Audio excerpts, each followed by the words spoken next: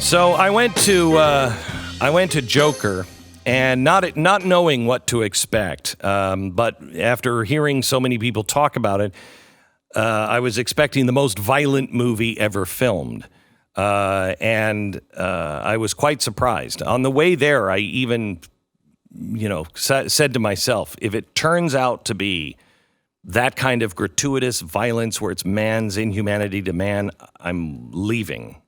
And I'll walk out because I just don't want to put that into me. I don't like watching, torture scene. Pretty much any Mel Gibson movie, there's a part where they're always just torturing Mel and he's hanging from chains and you're like, okay, I got it. So I expected Joker to be really, really, really twisted. And what I found was the opposite in many ways. This movie is unlike any superhero or any comic book movie I've ever seen. This one is realistic. This takes place in the 1970s. They even open with the old Warner Brothers logo from the 70s. It looks like it's made on film, at least at the beginning. I mean, it is really, it's really, really well done. Joaquin Phoenix is brilliant in this movie. But what I didn't expect was that for the first 3/4 of the movie, I would find myself saying, this is a tragedy. This is so incredibly sad because he's clearly disturbed, and Joaquin Phoenix really plays this very, very well.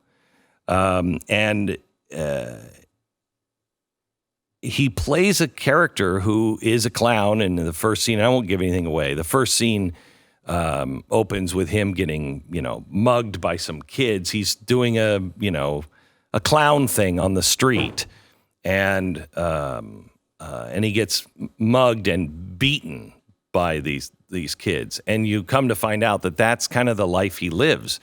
He has lived this life where he's always been picked on, always been bullied.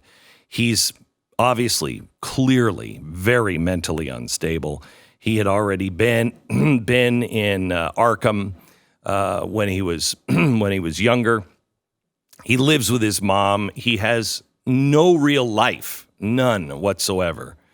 And nobody sees him, and nobody listens to him. And when they do, they beat him up. And you will go through the first 3/4 of this movie, I think, feeling really bad for him. And I don't like movies that turn the villain into the good guy and the good guys into a bad guy, which I thought was where they were going with it. It's not. And I was greatly relieved of that. I don't know the director and the writer's POV. I don't know what they were trying to do, but the Joker pretty much is leading, in the end, we all know that he, becomes a leader. Wait, what? Yeah. That's total spoiler alert. Yeah, I know. And he hates Batman. Oh my God. Okay. Oh, thanks for giving the whole, I don't have to watch the sequel. But this is Occupy Wall Street. This is Antifa. Yeah.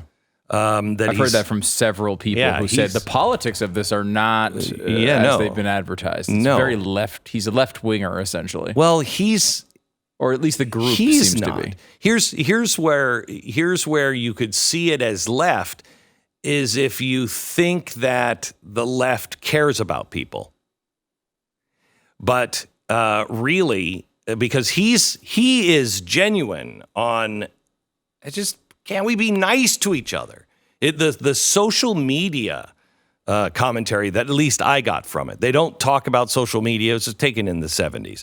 But to me, his rant is about us. Nobody's nice to each other. Why is everybody mean to one another? Why does everybody just say horrible things about one another? That's not what the crowd is doing. The crowd is getting, the anti-rich, hate the wealthy, hate those in power, disrupt the system, burn it all down. That's not what he's saying. And I would guess in future movies, I'm hoping he is asked to be playing the Joker again in sequels, because I thought he was brilliant. He deserves an Oscar for sure. But he's going to end up again, I think, just being used and beaten, because he's clearly insane and not smart enough to be putting things together. He's not like the Joker that we've all seen where he's this mastermind. Right. He's not. That's interesting. I mean, it does seem like the media is ridiculous, right? They make these fake controversies out of everything. And this was the initial push on this was, well, it's going to cause mass shootings. Well, if it does, it'll be because of the left. Because it is the message of the left, not the right. It's Antifa. They keep saying it's incels.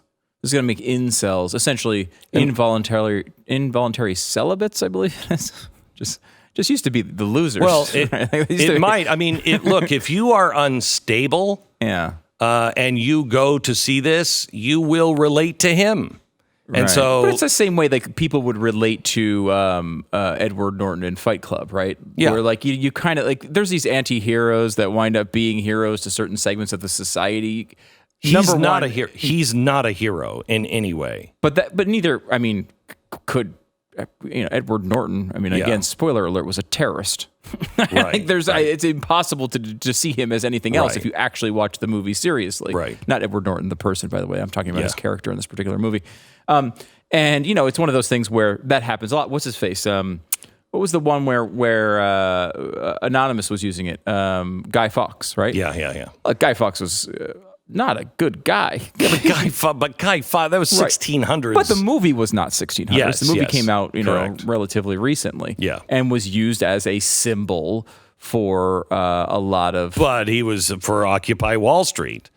And that fits. They weren't good.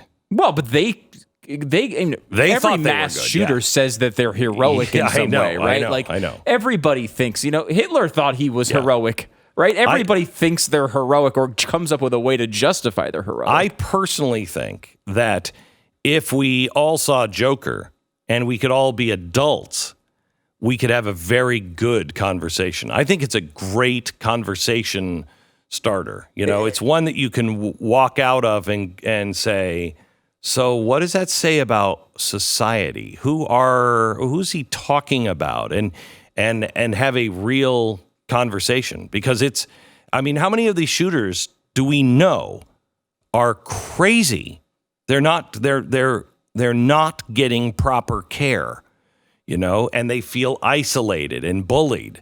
Well, that's what's really happening. Our society is sick. It's sick. And I think this is the movie of our day.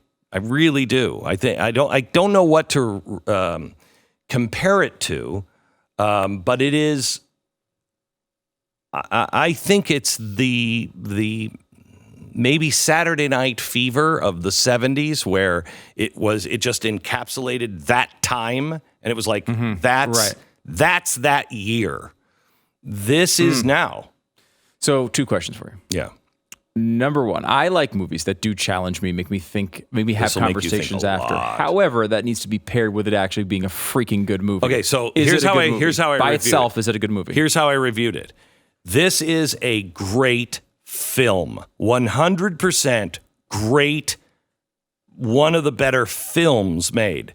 It is also one of the best movies I've seen in a long time. Wow. Yeah. Okay, so it's not do not go to it thinking that you're going to be preached to. You're not going to be preached to. You can take it if you want to find it. You can add additional layers of conversation if you want to, but you don't have to. You don't have to. It's a good movie. Yeah, it's a good movie. Nobody's preaching to you. It's still a Gotham movie, but it is the least Batman. Mm-hmm. It's probably the lowest body count Batman. Even on television. From Adam West. It's for a movie in today's world of, violent movies, this a very low body count. Okay. My second question is more personal. Yeah. I find myself falling into a very familiar pattern, which is I don't like superhero movies. And then everyone starts talking about a superhero movie, and I think, maybe this one's going to be good. And then I go to see it, and it sucks. This one's not a superhero movie. Did you like the Batman, Christopher Nolan Batmans? I liked Batman Begins. I remember really liking is that the one before the one with Heath Ledger? The one before that was very dark, and I liked it. Right, that's Christopher Nolan. Yeah. Christopher Nolan, it was I his think, first one. did the best Batman. The Batman series. It was very dark. Yeah. But And it was realistic-ish, you know what I mean? Yeah. This is, you could say that this is not in Gotham, it's in New York City, and there is no Batman. And you would be comfortable even the way he dresses in the outfit with the green hair. You would go, I could see that happening. A realistic origin story. It's the most realistic Batman or any super movie that I've ever seen. If you make me go see this movie and it sucks, I am holding you personally responsible. It's going on your record. You will be noted. I just want everybody else to know I'm only giving this review so he will go to this movie. It's awful. It's awful.